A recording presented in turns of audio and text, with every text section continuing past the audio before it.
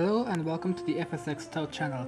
Today we'll be reviewing the Cobalt CO50 and our flight test will be conducted at Princess Juliana International Airport. Let's fly!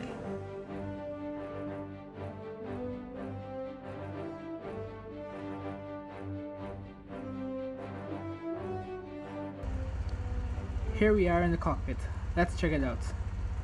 Okay, here we have what looks like a multifunction display. You have your speed, your altitude, and your attitude on top, and at the bottom you have radios and your bearing and your radar altimeter. That's what that is, right? Yeah. Okay, and it seems you also have autopilot functions under here too. Let's go over here in the center. Landing gear, refuel plane. Okay, so these functions you would normally find these in 2D cockpits also.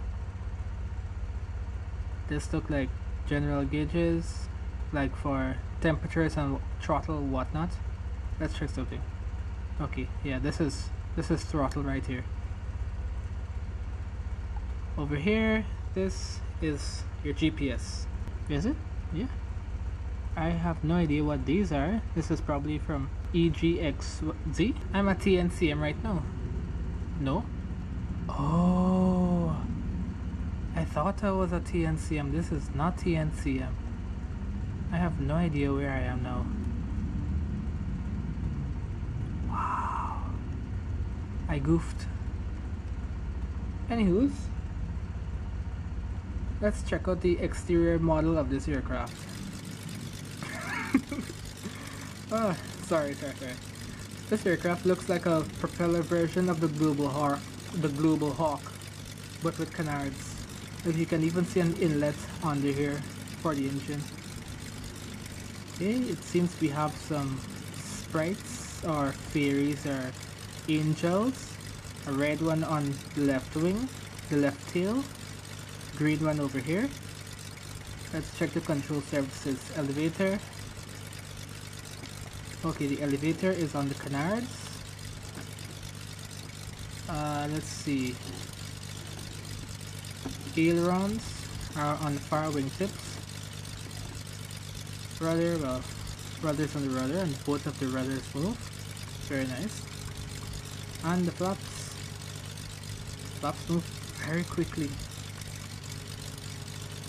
Alright, let's zoom out and get a more cinematic shot.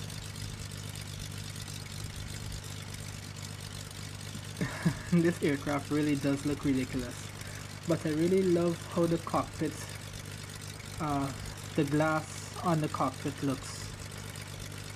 I like how it's wrapped around the aircraft, giving you almost like a helicopter view, a very wide panoramic view of the outside.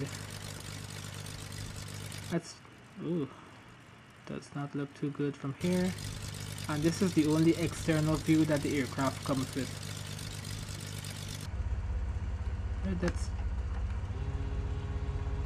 Before we take off, let's check to see if we have any checklists and references. Checklist, okay, we do have a checklist. References, 50. Right. Cruise speed 220, stall speed 80, full flaps 30 degrees, 90, 55, 110. Wow, with no flaps your stall speed is 130 knots. So that's asking for way too much. Look at that, that's a very narrow flight envelope.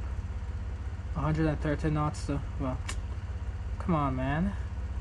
If you're using knots, stick with knots. If you're using miles per hour, stick with miles per hour. But I won't deduct points for this. This is actually pretty good. I actually prefer this layout for the checklist than how the checklist is presented on default FSX aircraft. Look at this. Nice, huh? I like the colors and this green background. This is pretty cool. I love it. Alright, let's fly.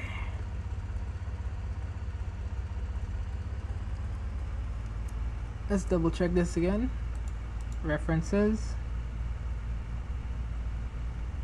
Flap 110 knots. So that's when I'm going to rotate.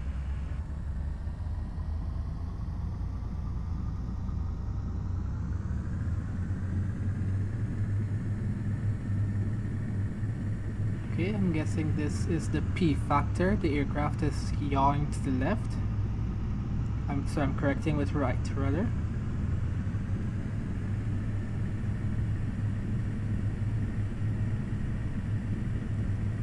Okay, now my airspeed is white.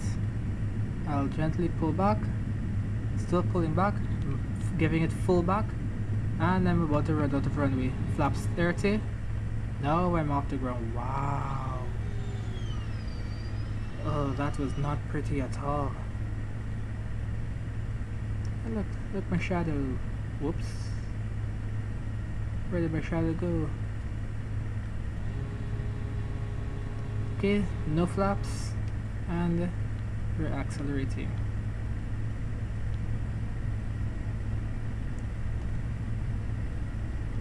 As we're airborne, let's check to see if we have any other panels. We should have done this before we took off. This is the main panel, center console, parking brake. Oh, auxiliary.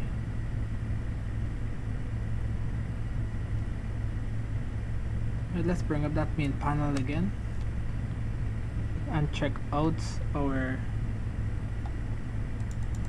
whoops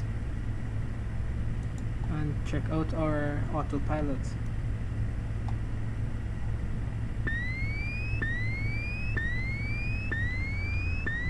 Okay.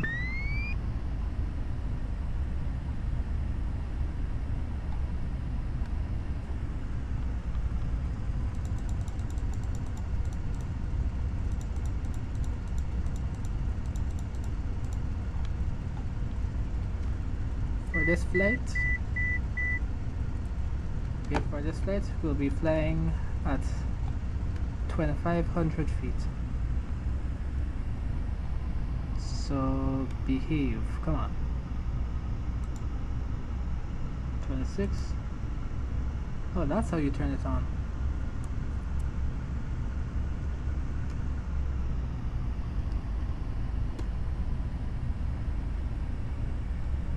Let's set our cruise speed to 200 knots. Okay, 210.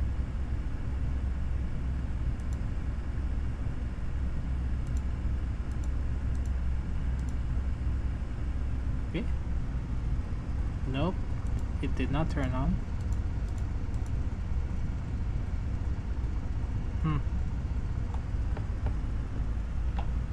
Let me just manually give it 65% throttle. Here we are again. I'm lined up to land on the runway at EGXE. Not sure what that is, where that is, what. Okay, turn off the autopilot. Let's see for our ATC interaction. Tune approach. Approach November 510 Charlie Bravo is type 8 miles Is north type of blank. naming request flight following.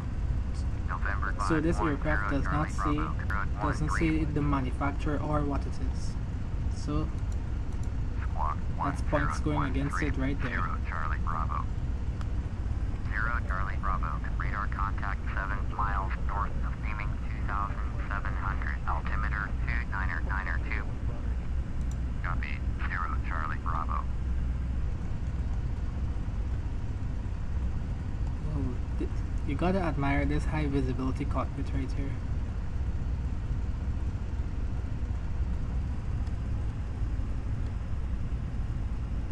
Not the wing. Let's see if I can turn on my landing lights. Oh, there it is.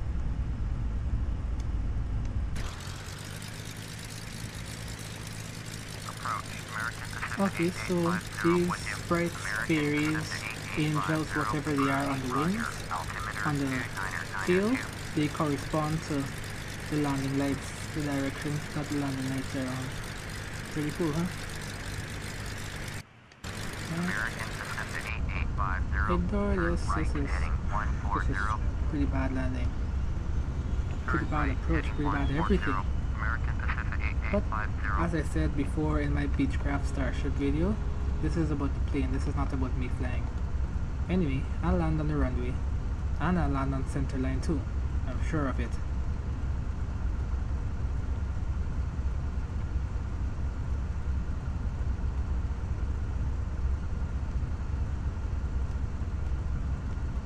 Whoops, stall speed is coming up. See the red coming. See the red? Flaps. Alright, here's something interesting. I think the stall speed on which is the red marker on the left, that is adaptive to how much flaps you put in. Let's see. 45 degrees flaps. Did you see the red marker move again? 80 knots. I'm giving it full back. Full back. Oh, that was not nice. That was not nice. Oh no. Oh no. Oh no. Oh no. This was not nice. The aileron, let's see if it has reverse thrust. American Pacific 8850. Does it? You are 17 miles west. Turn left heading 080. Nope. Descend and maintain Doesn't have reverse thrust. 1700. Cleared ILS. Runway Oh, 5. no. Approach. Maintain 1700 until established on the localizer. Contact Seaside Okay, Tower so on 119. for this aircraft, it definitely needs more than just this canards as elevator. This spot here between the wing, well, this part of the wing here should definitely be utilized as elevator, because this alone is just anemic. Oh, my engine stopped. Did I run out of fuel? 95% fuel. So yeah, that just happened. Let's do an instant replay. Instant replay. 100 seconds of cringe.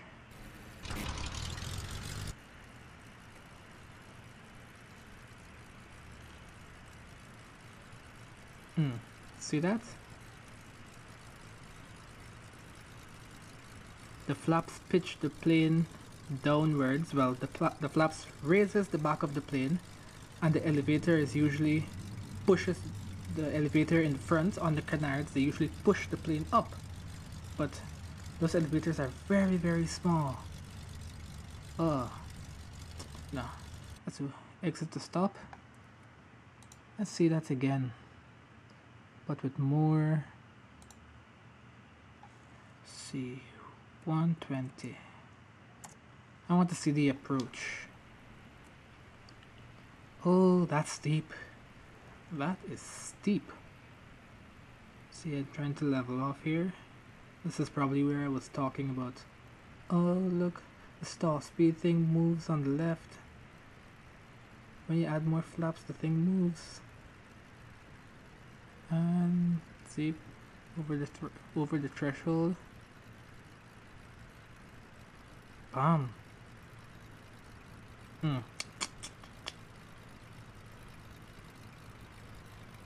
I think on this aircraft, the twin tails should bow inwards for extra elevator support or extra up rear drag, because this aircraft notice how I'm bad talking the aircraft to distract you from my bad flying, right? Alright, let's check my UI usability. And here we have the Cobalt 50 in the UI. Let's check aircraft manufacturer. Oop. Cobalt 50. Publisher. Publisher is unknown. Let's check. This aircraft is a single engine prop, so let's check the single engine prop. It's not here. Legacy. There it is. Let's check details. Okay, this aircraft does have details. Wait. It's designed specifically for short and medium length trips. not strips, because this aircraft definitely can't go into short field strips. Right, now let's go for the final score. The cockpit was surprisingly accurate. The flight stick was on the side like an A321. The primary flight display was in the correct place and the center gauge was accurate. The autopilot was functional, but a little bit hard to manipulate. It could have been on a separate shift panel. 8 points for accuracy and 2D cockpit. These two didn't get full marks because they weren't texture wrapped.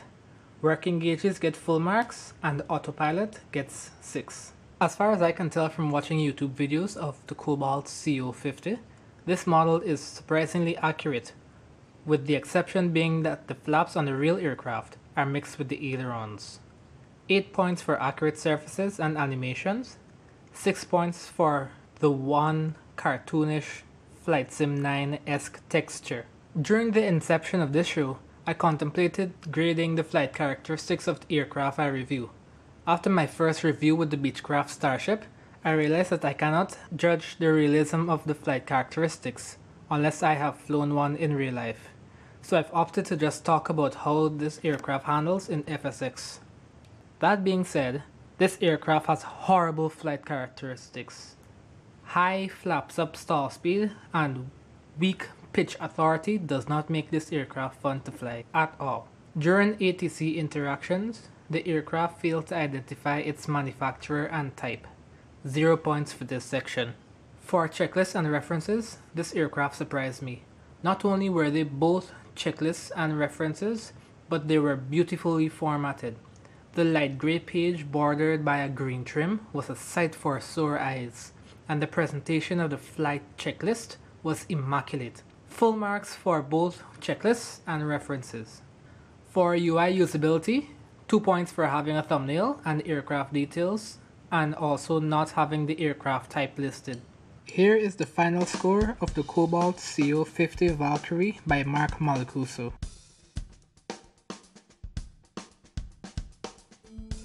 Okay, and that concludes my review of the Cobalt CO50 by Mark Malacuso. Thanks for watching. Tell me what you think about the editing and general style of the video in the comment section down below.